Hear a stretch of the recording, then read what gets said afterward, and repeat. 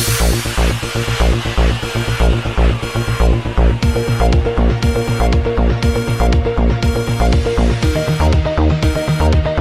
اللہ الرحمن الرحیم۔ السلام علیکم ناظرین، سیہون شریف میں ایک ماہ قبل قتل ہونے والے غلام رسول لاشاری کے قاتلوں کی عدم گرفتاری کے خلاف لاشاری برادری نے انڈس ہائی وے روڈ پر احتجاجی دھرنا دیا اور پولیس کے خلاف شدید نعرے بازی کی۔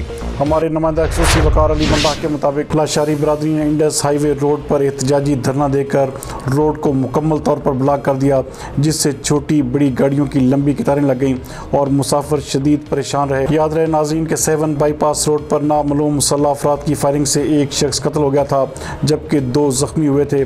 لاشاری برادری کے افراد کے قتل کی واردات میں ملوث ملزمان کی گرفتاری کے لیے احتجاج کر کے روڈ کو بلاک کیا گیا۔ لاشاری برادری کے سینکڑوں افراد نے لال باغ کے قریب انڈس ہائی وے روڈ کو بلاک کیا۔ مظاہرین نے پولیس پر جانبداری اور قاتلوں کو ریلیف دینے کا الزام لگایا۔ مظاہرین کا کہنا تھا کہ اگر غلام رسول لاشاری کے قاتلوں کو گرفتار نہ کیا تو ہم اپنے احتجاج کا دائرہ مزید وسیع کر دیں گے۔